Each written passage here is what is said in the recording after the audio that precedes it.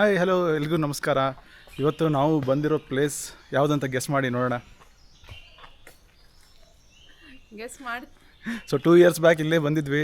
ಬಂದಾಗ ನಿಮಗೆ ಇಲ್ಲಿ ಒಂದು ಟೈಗರ್ ಸೈಟಿಂಗ್ ಕೂಡ ಮಾಡಿಸಿದ್ವಿ. ಸೊ ಮತ್ತೆ ನಾವು ವಾಪಸ್ ನಾಗರಹೊಳೆಗೆ ಬಂದಿದ್ದೀವಿ. JLRನಲ್ಲಿ ಸ್ಟೇ ಮಾಡಿಕೊಂಡು ಸೊ ಇವತ್ತು 2 ನೈಟ್ಸ್ ಬುಕ್ ಮಾಡಿದ್ದೀವಿ.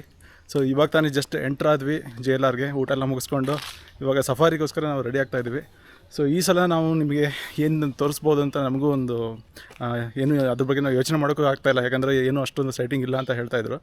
ಬಟ್ ಎನಿವೇಸ್ ನಮ್ಮ ಲಕ್ ಹೇಗಿದೆ ಅಂತ ನಾವು ನೋಡ್ತೀವಿ, ಹಾಗೆ ನಿಮ್ಮ ಲಕ್ಕು ನಮ್ಮ ಥ್ರೂ ಹೇಗಿರುತ್ತೆ ಅನ್ನೋದನ್ನ ಪರೀಕ್ಷೆ ಮಾಡೋಣ ಇವತ್ತು. ಲಾಸ್ಟ್ 2 ಟೈಮ್ಸ್ ಬಂದಾಗ ನಾವು ಸಮ್ಮರಲ್ಲಿ ಮತ್ತು ವಿಂಟರಲ್ಲಿ ಬಂದಿದ್ವಿ. ಅನಿಮಲ್ ಸೈಟಿಂಗ್ ಸಹ ಆಗಿತ್ತು. ಸೊ ಈಗ ಪ್ರೀ ಮಾನ್ಸೂನಲ್ಲಿ ಬಂದಿದ್ದೀವಿ. ನೋಡೋಣ ಯಾವ ಥರ ಇರುತ್ತೆ, ಯಾವ್ಯಾವ ಆ್ಯನಿಮಲ್ಸ್ ನಮಗೆ ಕಾಣಿಸುತ್ತೆ, ಟೈಗರ್ ಕಾಣುತ್ತೋ ಲೆಪರ್ಡ್ ಕಾಣುತ್ತೋ ಏನೋ ಗೊತ್ತಿಲ್ಲ. ಬಟ್ ನಮ್ಮ ಈ ನೇಚರ್ ಮಾತ್ರ ಸಕ್ಕದಾಗಿ ಕಾಣಿಸ್ತಾ ಇದೆ. ಸೊ ಈ ಸಲ ತುಂಬ ಟೈಮ್ ನಾವು JLR ಒಳಗಡೆ ಹೇಗಿರುತ್ತೆ ಅಂತ ಕವರ್ ಮಾಡಲ್ಲ. ಸೊ ಡೈರೆಕ್ಟ್ಲಿ ಸಫಾರಿಗೆ ಹೋಗ್ಬಿಟ್ಟು ಸಫಾರಿ ಒಳಗಡೆ ಹೇಗಿರುತ್ತೆ ಎಕ್ಸ್ಪೀರಿಯನ್ಸ್ ಅನ್ನೋದನ್ನ ಕವರ್ ಮಾಡೋಣ. ಸೊ ನಿಮ್ಮನ್ನು ನಮ್ಮ ಜೊತೆ ಕರ್ಕೊಂಡು ಹೋಗ್ತೀವಿ. So gear up, let's go.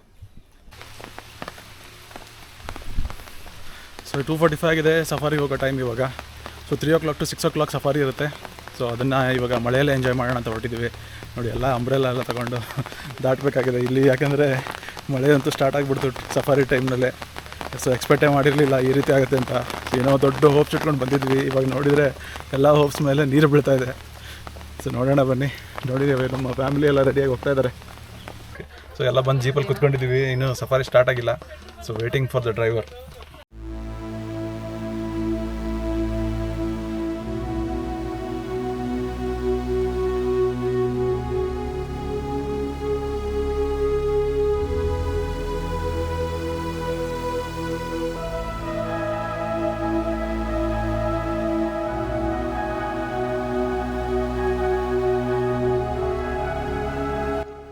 Nagarahole ಕಾಡಿನ ಅದ್ಭುತ ಲೋಕಕ್ಕೆ ನಿಮಗೆ ಸ್ವಾಗತ. ದಟ್ಟವಾದ ಹಸಿರು, ಹಕ್ಕಿಗಳ ಚಿಲಿಪಿಲಿ ಮತ್ತು ಪ್ರಕೃತಿಯ ಮೌನ ನಮ್ಮನ್ನು ಪ್ರೀತಿಯಿಂದ ಕೈಬೀಸಿ ಕರೆಯುತ್ತಿದೆ. ದಕ್ಷಿಣ ಭಾರತದ ಅತ್ಯಂತ ಶ್ರೀಮಂತ ವನ್ಯಜೀವಿ ಧಾಮಗಳಲ್ಲಿ ಒಂದಾದ ಈ ಅರಣ್ಯದ ಒಡಲಲ್ಲಿ ಇಂದು ನಾವೆಲ್ಲರೂ ಒಂದಾಗಿ ಪಯಣಿಸೋಣ. ಈ ಅದ್ಭುತ ಸಫಾರಿ ನಮ್ಮನ್ನು ಎಲ್ಲೋ ಕೊಂಡೊಯ್ಯಲಿದೆ. ನಾಗರಹೊಳೆ ಅನ್ನೋ ಹೆಸರು ಹೇಗೆ ಬಂತು ಗೊತ್ತಾ? ಕನ್ನಡದಲ್ಲಿ ನಾಗ ಅಂದರೆ ಹಾವು, ಹೊಳೆ ಅಂದರೆ ನದಿ. ಈ ಕಾಡಿನ ಮಧ್ಯೆ ಹಾವಿನ ತರಹ ಬಳುಕಿ ಹರಿಯುವ ಸುಂದರವಾದ ನದಿ ಇರುವುದರಿಂದ ಇದಕ್ಕೆ ನಾಗರಹೊಳೆ ಅಂತ ಹೆಸರು ಬಂತು.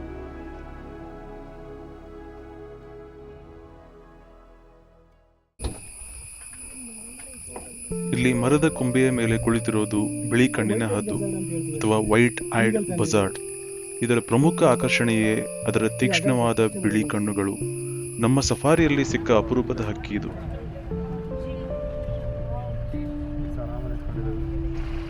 ಅಂದವಾದ ಕೊಂಬುಗಳನ್ನು ಹೊತ್ತು ಗಾಂಭೀರ್ಯದಿಂದ ನಿಂತಿರುವ ಚುಕ್ಕೆ ಜಿಂಕೆ. ಈ ಗಂಡು ಜಿಂಕೆಗಳ ಕೊಂಬುಗಳು ವರ್ಷಕ್ಕೊಮ್ಮೆ ಉದುರಿ ಮತ್ತೆ ಹೊಸದಾಗಿ ಬೆಳೆಯುತ್ತವೆ. ಪ್ರಕೃತಿಯ ಸೃಷ್ಟಿಯೇ ಒಂದು ವಿಸ್ಮಯ ಅಲ್ವಾ?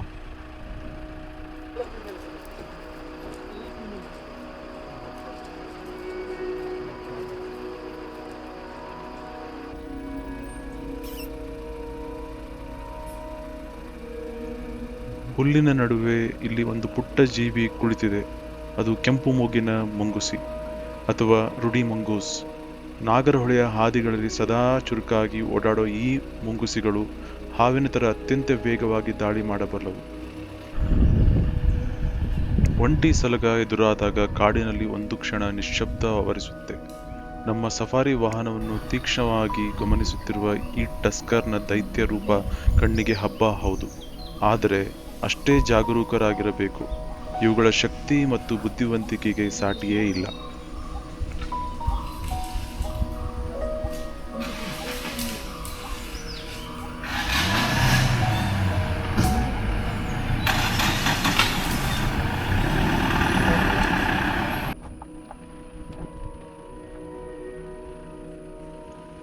ಈಗ ನಾವು ರೋಡಿಂದ ಸರಿದು ಕೋರ್ಸ್ ಝೋನ್ಗೆ ಪ್ರವೇಶಿಸುತ್ತಿದ್ದೇವೆ. ಇದು ವನ್ಯಜೀವಿಗಳ ನಿಜವಾದ ಸಾಮ್ರಾಜ್ಯ. ಹುಲಿ, ಚಿರತೆ ಮತ್ತು ಕಾಡು ನಾಯಿಗಳಂತಹ ಕ್ರೂರ ಮೃಗಗಳು ತಮ್ಮ ಬೇಟೆಯನ್ನ ಹುಡುಕುತ್ತಾ ರಾಜಗಾಂಭೀರ್ಯದಿಂದ ಓಡಾಡುವಂಥ ಸ್ಥಳ ಇದು. ಗಾಳಿಯಲ್ಲಿ ಒಂದು ತರಹದ ನಿಶ್ಶಬ್ದವಿದೆ. ಎಲ್ಲೋ ಒಂದು ಕಡೆ ಕಾಡಿನ ಕಣ್ಣುಗಳು ನಮ್ಮನ್ನೇ ಗಮನಿಸುತ್ತಿರಬಹುದು ಅಂತ ಅನಿಸುತ್ತದೆ.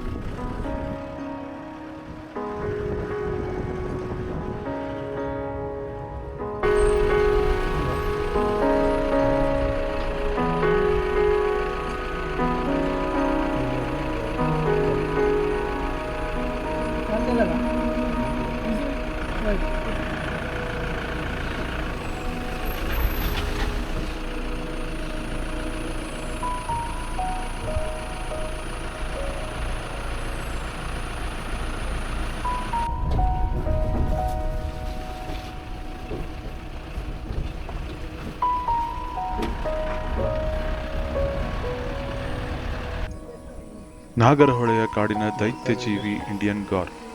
ಕೇವಲ ಹುಲ್ಲು ಮತ್ತು ಎಲೆಗಳನ್ನು ತಿಂದು ಇಷ್ಟೊಂದು ಬಲಿಷ್ಠವಾಗಿ ಬೆಳೆಯುವ ಇವುಗಳ ಶಕ್ತಿ ನಿಜಕ್ಕೂ ಅದ್ಭುತ.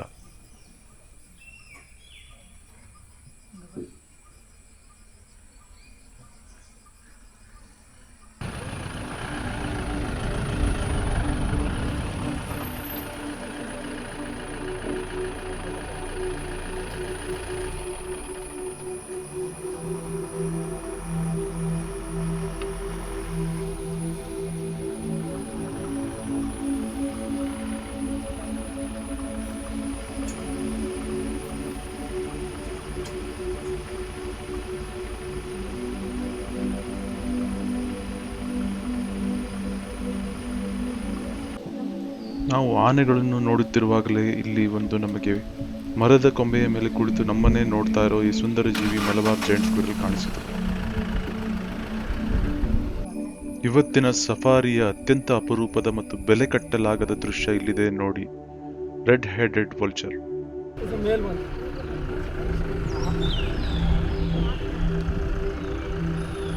ಪ್ರಕೃತಿಯ ಇನ್ನೊಂದು ವಿಸ್ಮಯ, ಬಿಳಿ ಜಿಂಕೆ ಇಲ್ಲಿ ನೀವು ಕಾಣಬಹುದು.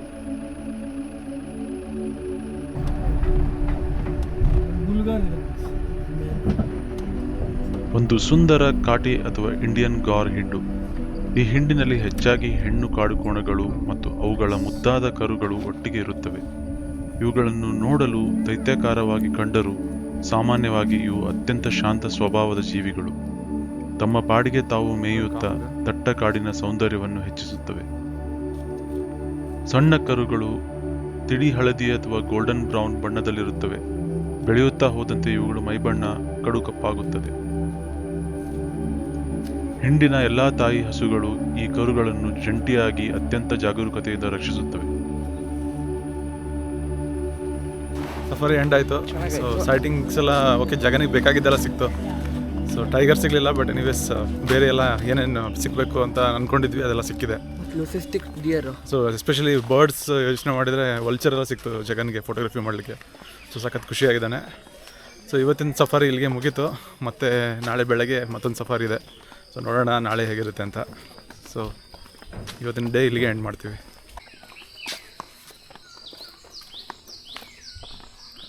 ಹೇ guys, good morning. So safari time morning 6 o'clock ಆಗಿದೆ. ಇವಾಗ ಆಲ್ಮೋಸ್ಟ್ ಎಲ್ಲ ಕಡೆ ಬೆಳಕಾಗೋಗಿದೆ. ಸೊ ಸಾಮಾನ್ಯವಾಗಿ ನಾವು ಸಫಾರಿ ಹೊರಡಬೇಕಾದ್ರೆ ಅವ್ರು ಕತ್ಲಿರೋದು. ಸೊ ಈ ಸರಿ ತುಂಬ ಬೇಗನೆ ಬೆಳಕಾಗಿದೆ. ಸೊ ನಮಗೆ ನೋಡಲಿಕ್ಕಂತೂ ವ್ಯೂ ಆಲ್ರೆಡಿ ಚೆನ್ನಾಗೇ ಇದೆ. ಸೊ ಸಫಾರಿ ಸ್ಟಾರ್ಟ್ ಮಾಡೋಣ ಇವಾಗ. ನೋಡೋಣ ಬನ್ನಿ ಏನು ಸಿಗುತ್ತೆ ಇವಾಗ ಅಂತ.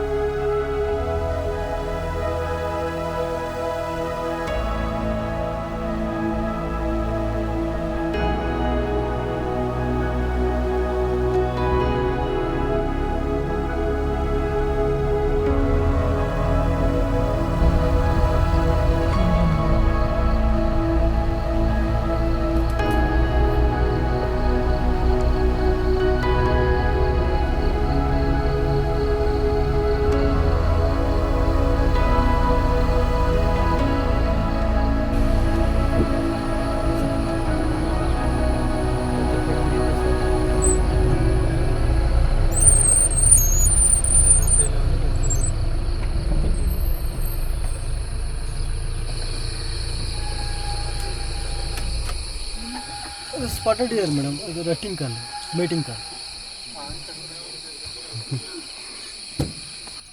ಇಲ್ಲಿ ಆನೆಗಳನ್ನು ನೋಡುವಾಗ ಬ್ಯಾಕ್ಗ್ರೌಂಡ್ನಲ್ಲಿ ನಿಮಗೆ ಒಂದು ಶಬ್ದ ಕೇಳಿಸಿತು. ಅದೇ ಜಿಂಕೆಗಳ ಮೇಟಿಂಗ್ ಕಾಲ್. ಕೇಳಲಿಕ್ಕೆ ತುಂಬ ಕರ್ಕಶವಾಗಿರುತ್ತೆ ಹಾಗೂ ಭಯಾನಕ ಕೂಡ ಹೌದು.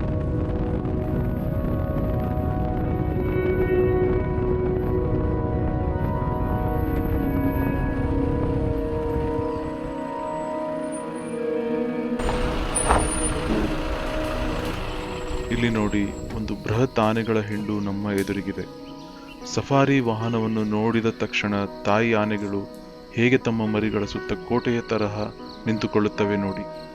ಇವುಗಳ ಕೌಟುಂಬಿಕ ರಕ್ಷಣೆ ಮತ್ತು ಒಗ್ಗಟ್ಟು ನಿಜಕ್ಕೂ ಅದ್ಭುತ. ಕಾಡಿನಲ್ಲಿ ಇವುಗಳ ಎದುರು ನಾವು ಅತ್ಯಂತ ಶಾಂತವಾಗಿರಬೇಕು.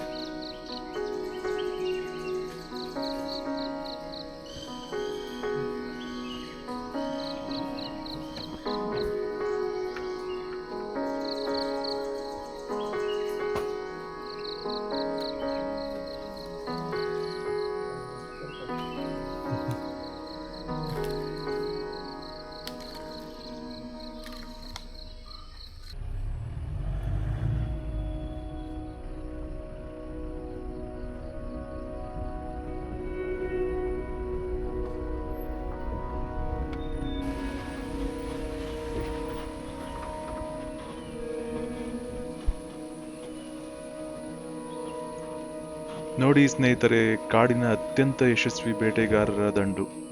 ಇವುಗಳನ್ನು ಕಾಡು ನಾಯಿ ಅಥವಾ ಕೋಕಾ ಅಂತಾರೆ. ಇಂಗ್ಲಿಷ್ನಲ್ಲಿ ಢೋಲ್ ಅಂತ ಹೆಸರು. ಇವು ಒಂಟಿಯಾಗಿ ಬೇಟೆ ಆಡಲ್ಲ. ಇಡೀ ಗುಂಪು ಅತ್ಯಂತ ಯೋಜನಾಬದ್ಧವಾಗಿ ದಾಳಿ ಮಾಡುತ್ತವೆ. ಇವುಗಳ ಜಾಣ್ಮೆ ಮತ್ತು ಒಗ್ಗಟ್ಟಿನ ಎದುರು ಎಂತಹ ದೊಡ್ಡ ಪ್ರಾಣಿಯೂ ತಲೆಬಾಗಬೇಕು.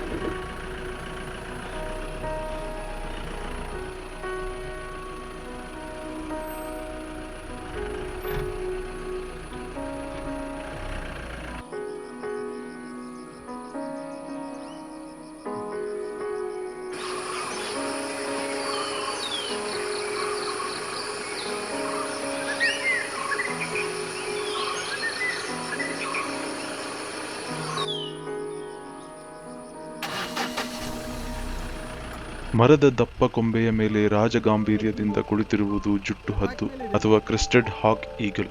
ಇದರ ತಲೆಯ ಮೇಲಿರುವ ಆ ವಿಶಿಷ್ಟವಾದ ಜುಟ್ಟು ಮತ್ತು ತೀಕ್ಷ್ಣವಾದ ಹಳದಿ ಕಣ್ಣುಗಳೇ ಇದರ ಗುರುತು.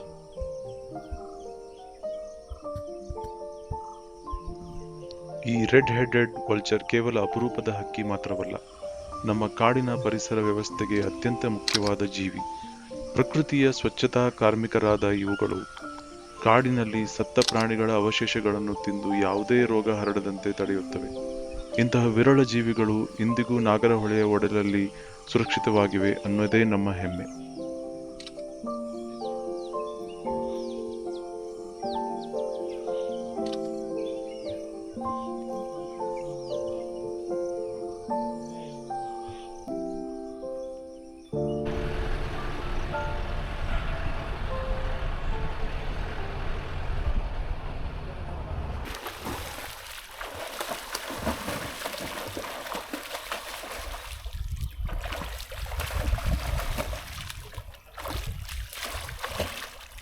ಸೊ ಎನಿವೇಸ್, ಇವತ್ತಿನ ಸಫಾರಿ ನೋಡಿದ್ರಿ. 2 ಸಫಾರಿ ತೊಗೊಂಡಿದ್ವಿ ಬ್ಯಾಕ್ ಟು ಬ್ಯಾಕ್. ಸೊ 2 ಸಫಾರಿಯಲ್ಲಿ ನಮಗೆ ಟೈಗರ್ ಅಥವಾ ಬೇರೆ ಥರ ಯಾವುದೇ ಕಾರ್ನಿವರ್ ಡೋಲ್ ಸ್ಪಾಟ್ ಆಯಿತು. ಸೊ ನೀವು ಅದನ್ನು ನೋಡಿದ್ರಲ್ಲ, ಡೋಲ್ ತುಂಬಾ ರೇರ್ ಆ್ಯಕ್ಚುಲಿ. ಅದು ನಿಮಗೆ ಸ್ಪಾಟ್ ಆಗೋದು ನಮಗಿಲ್ಲಿ ನಾಗರಹೊಳೆಯಲ್ಲಿ ಇದು 2ನೇ ಸಲ ಸಿಗ್ತಾ ಇರೋದು ಡೋಲ್. ಸೊ ಸಾಕಷ್ಟು ಚೆನ್ನಾಗಿತ್ತು. ಸೊ ನಾಗರಹೊಳೆಯಲ್ಲಿ ನೀವು ಸ್ಟೇ ಮಾಡಲಿಕ್ಕೆ ಬಂದರೆ ಇಲ್ಲಿ ಪರ್ ಹೆಡ್ ಅರೌಂಡ್ 7,200 ರುಪೀಸ್ ಅಥವಾ 7,300 ರುಪೀಸ್ ಆಗುತ್ತೆ ಮಹಾರಾಜ ಸೂಟೆಲ್ಲ ತೊಗೊಂಡ್ರೆ. ಸೊ ಇದರಲ್ಲಿ ಒಂದು ಸಫಾರಿ ಇನ್ಕ್ಲೂಡೆಡ್ ಕೂಡ ಇರುತ್ತೆ. ಸೊ ಈ ಸಫಾರಿಯಲ್ಲಿ ನಿಮಗೆ ಈ ರೀತಿ ಒಂದು 3 hours ಕರ್ಕೊಂಡು ಹೋಗ್ತಾರೆ ಕಾಡು ಒಳಗಡೆ. ಸೊ ಕೋರ್ ಏರಿಯಾ ಅಂತ ಅಂದರೆ ಅಲ್ಲಿ ಸಫಾರಿ ಝೋನ್ ಅಂತಲೇ ಒಂದು ಝೋನ್ ಕ್ರಿಯೇಟ್ ಆಗಿದೆ. ಅಲ್ಲಿ ಕರ್ಕೊಂಡೋಗಿ ನಿಮಗೆ ಸಫಾರಿ ಎಲ್ಲ ಮಾಡಿಸ್ಕೊಂಡು ಕರ್ಕೊಂಡು ಬರ್ತಾರೆ ವಾಪಸ್. ಬಟ್ ನಿಮಗೆ ಎಕ್ಸ್ಟ್ರಾ ಏನಾದ್ರು ಸಫಾರಿ ಬೇಕು ಅಂತಂದರೆ 1700 ಪರ್ ಹೆಡ್ ನೀವು ಕೊಟ್ಬಿಟ್ಟು ಇನ್ನೊಂದು ಎಕ್ಸ್ಟ್ರಾ ಸಫಾರಿ ತೊಗೋಬೋದು. ಬಿಕಾಸ್ ನಿಮ್ಮ ಪ್ಯಾಕೇಜಲ್ಲಿ ಬರೀ ಒಂದೇ ಒಂದು ಇನ್ಕ್ಲೂಡ್ ಆಗಿರುತ್ತೆ. ಸೊ ಅದು ನೀವು ಮಧ್ಯಾಹ್ನ ಟೈಮಲ್ಲಿ ಮುಗಿಸ್ಕೊಂಬಿಟ್ರೆ ನೆಕ್ಸ್ಟ್ ಡೇ ಮಾರ್ನಿಂಗ್ ನಿಮಗೆ ಏನಾದರೂ ಅಕಸ್ಮಾತ್ ಸಫಾರಿಗೆ ಹೋಗಬೇಕಂತ ಇದ್ದರೆ ನೀವು ಅದನ್ನು ಎಕ್ಸ್ಟ್ರಾ ಪೇ ಮಾಡಿ ಅದನ್ನು ಹಾಕ್ಸ್ಕೋಬೋದು. ಸೊ ಮಧ್ಯಾಹ್ನ ಮತ್ತೆ ಇನ್ನೊಂದು ಸಫಾರಿ ತೊಗೊಂಡಿದ್ವಿ. So back to back safari one after the other. So ನಮಗೆ ಹೆಂಗಿದೆ ಅಂತಂದರೆ ಸುಮ್ಮನೆ ಬಂದಿದ್ದೀವಿ ಅಲ್ವಾ, ಸೊ ಆದಷ್ಟು ಈ ಟೈಮ್ನ ಯುಟಿಲೈಸ್ ಮಾಡಿಕೊಂಡು ಇಲ್ಲಿ ಬಂದಿದ್ದರೆ ಮೇನ್ ಅಡ್ವಾಂಟೇಜ್ ಅದು ಸಫಾರಿ ತೊಗೋಬೋದು. ಅದಕ್ಕೆ ಈಗ ಮಧ್ಯಾಹ್ನ ಮತ್ತೊಂದು ಸಫಾರಿ ಇದೆ, ಅದನ್ನು ನೋಡೋಣ ಯಾವ ರೀತಿ ಇರುತ್ತೆ ಅಂತ. ಸೊ ಅದನ್ನು ನೋಡ್ಕೊಂಬಂದು ಮತ್ತೆ ಸಿಗ್ತೀನಿ ನಿಮಗೆ. ನಿಮಗೆ ಈ ವಿಡಿಯೋ ಇಷ್ಟ ಆದರೆ ಲೈಕ್ ಮಾಡಿ, ಶೇರ್ ಮಾಡಿ ಮತ್ತು ಸಬ್ಸ್ಕ್ರೈಬ್ ಮಾಡಿ.